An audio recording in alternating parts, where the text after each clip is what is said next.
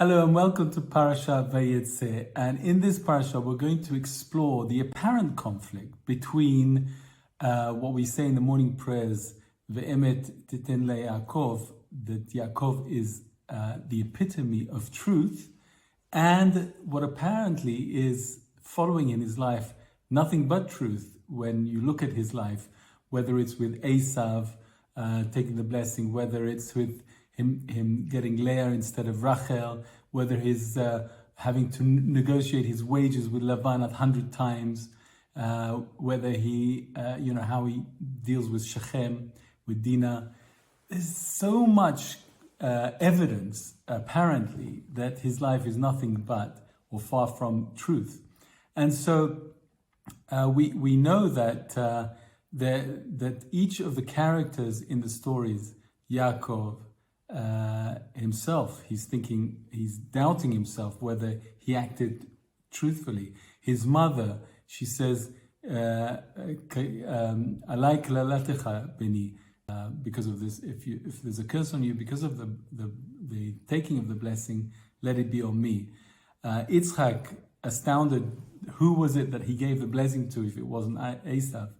And Esav, of course, giving the most horrified cry that we described in Parasha Toldot. So everybody seems to think that Yaakov is indeed not acting correctly, and yet this Parasha Vayishlach gives us the opinion, or the most important opinion, and that is, what does Hashem think? Does Hashem think that Yaakov acted in correctly or not? And that's what we're going to explore today. So we're going to start at the beginning, which is, although Yaakov prepares for battle, prepares for war against Esav when he's meeting him, he goes out of his way to express to Esav that he's coming in a way to try to appease him. And we see that in a number of ways. Firstly, we see that when he's preparing to see Esav, he gets very frightened. In fact, the words is, it says, "Vayira Yaakov me'od vayetzer."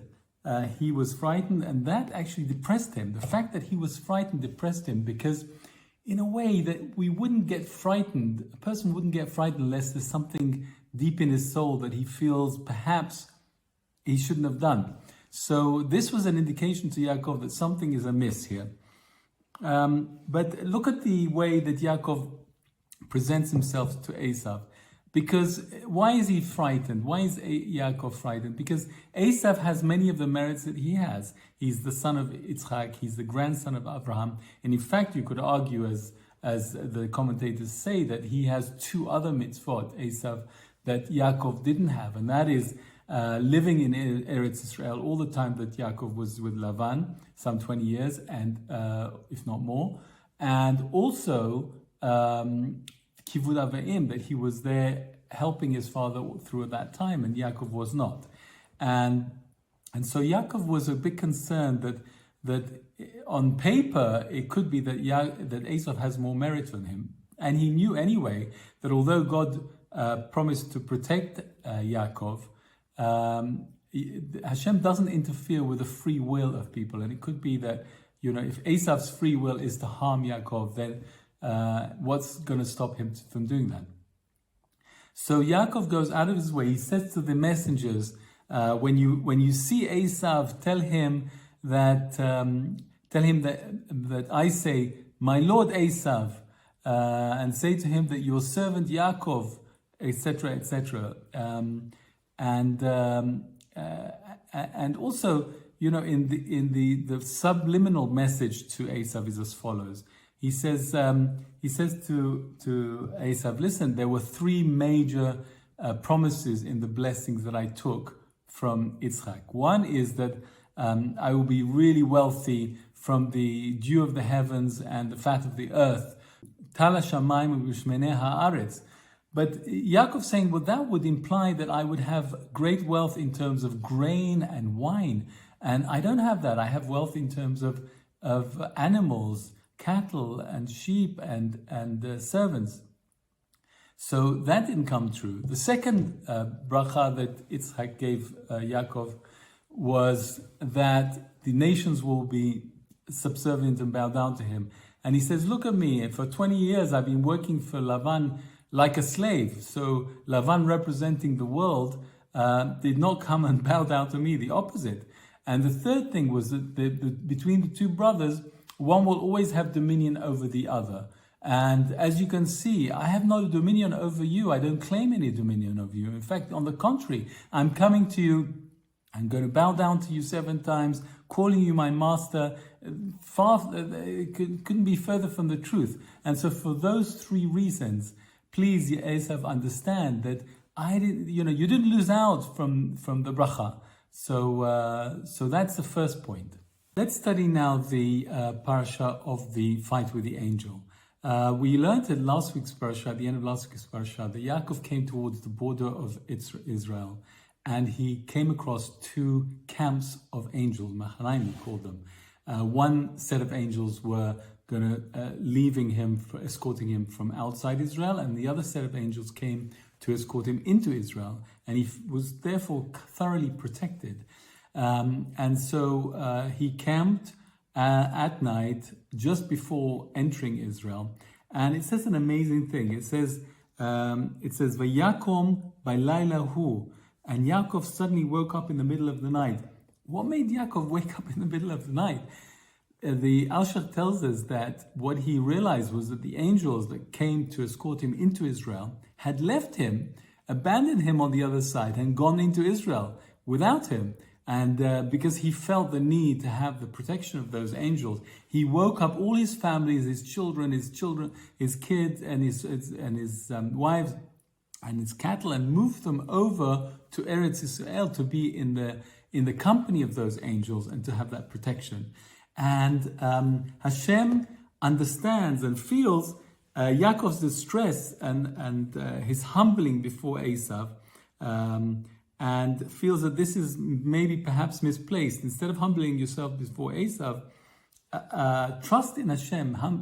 Trust in Hashem that He will protect you. And in order for Yaakov to really gain this growth, Hashem organized it so that the angel of Esav will come and fight Yaakov at night. And how does he do that? He makes Yaakov go back, having transported all his family to Eretz Israel. He goes back across the river Jabuk, and then he's all of a sudden on his own, on the other side, outside Israel. And Hashem did this in order to attract, entice the angel of Esav to come in and fight him. And he gave the Esav's angels 3 reasons for doing that. Number 1, Yaakov was alone. He had no angels to protect him. Number 2, he was not in Eretz Israel, which has protection for him. He was on outside Israel. And number 3, it was in the middle of the night, which is when the evil forces have its greatest strength. And so Esav's angel is tempted to come in. And why? Because we know that when Hashem wants to conquer, to destroy an enemy of Israel, what he does is that he destroys them at the celestial level, at the guardian angel level. And then once Hashem has done that, the physical destroying of the enemies is very simple, because they have no more the strength of the celestial guardian. And what Hashem wanted to do was to teach Yaakov that he himself can overcome the celestial angel of Esav, as a proof to him that he was justified in getting the brachot from Yitzchak. And so he has this battle, and the angel fights until dawn and says, "Please let me go, because I have to go. My time of my dominion over the good forces is coming up with the dawn." And so it's no chokhmah, it's no big deal for you to overcome me when the dawn is raised. And Yaakov says to him, "Okay, but bless me." And the angel doesn't want to bless him, because why would the angel of Esau want to bless Yaakov. So he says, instead of blessing him, he says, don't worry, your name will be changed later on to Israel, because it shows that you'll be mighty against the divine and man, and you've overcome. And Yaakov is still not happy with this, because he wants to know, who is this angel that he's fighting? This is a man, Yaakov, who has control over angels. His defending angels have left him, and he wants to know who this angel is. Is it a good angel or a negative angel? So he says, well, tell me your name, because that way Yaakov will know what kind of an angel it is. And Esav's angel says, says to himself, I'm not going to tell you my name. Why would you want my name? If I tell you my name, you will for sure destroy me completely, and I'll have no chance to come back. And so he says, I'm not going to tell you your name, because you don't need to know my name. What you really want to know is that the bracha that you got from Yitzchak, your father, was genuinely yours to take. And I'm giving you that okay. That is the case. And Yaakov is still not happy. He says, no, I insist that you bless me. And the angel finally blesses him, and then he goes. And so that's the second stage.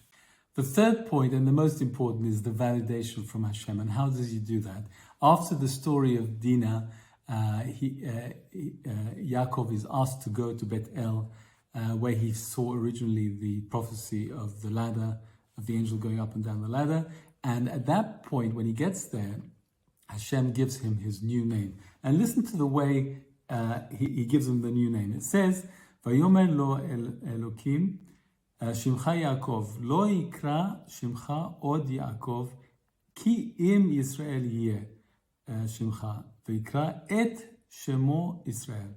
So he says to him, your name is Yaakov, which is kind of redundant, we know that already. He says, your name shall not be called Yaakov anymore, but Israel. And then he calls his name Israel. And the emphasis is Vayikra et Shemo. He should have said Vayikra Shemo. What's the et supposed to be?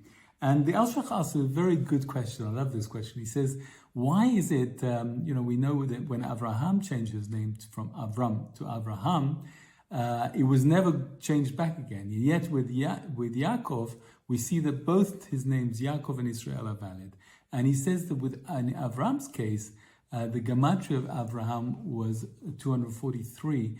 And we know we have 248 limbs. So it indicates that Avram, there were 5 limbs that were not yet cleared from the pollution of the snake. And those limbs were the 2 ears, the mouth, the heart, and the male organ. And it was only after the circumcision that he gained purity in all these 5 remaining organs, and then he became Avraham with a hey, and that gematria is 248. He was perfect. So the Alshech says, well, if you're going to say that his name could go back to Avram, you're suggesting that Avraham is no longer perfect, that some of his limbs were still lacking in purity. And we don't want to say that. So that's the reason why Abraham's name is fixed as Avraham.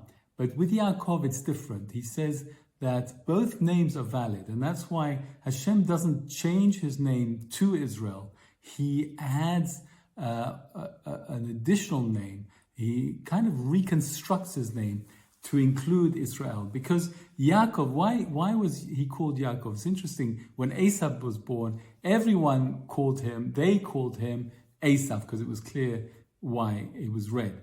But when Yaakov was born, in Toldot, it says that he called him Yaakov. Who's the he? Yitzchak. Yitzchak was 60 years old by then. At 60 you get wisdom, and from his prophetic wisdom he saw that in the end of days Yaakov will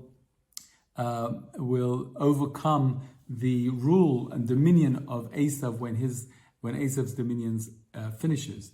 And that's why he's called Yaakov.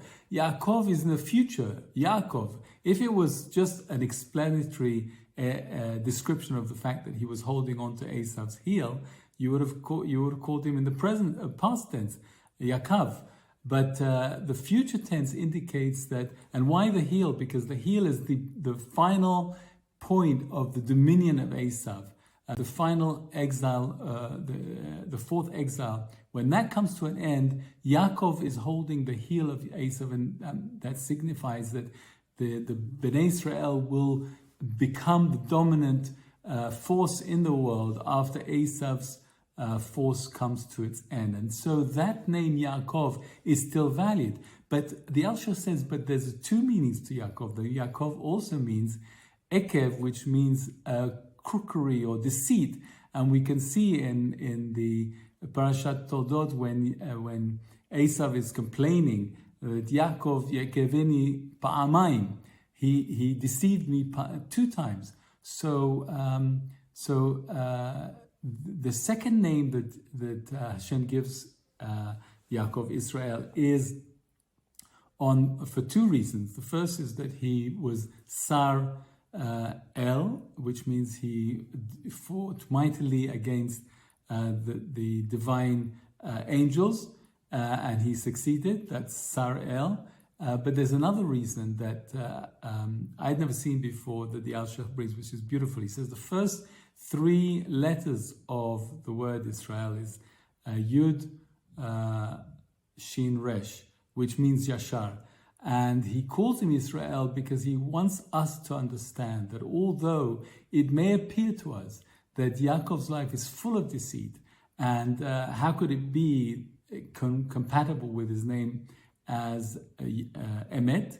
And Hashem is saying, I'm going to call him also Israel because I want everybody to know that from my perspective, from Hashem's perspective, I want everybody to know that from Hashem's perspective, that all his life of Yaakov was just.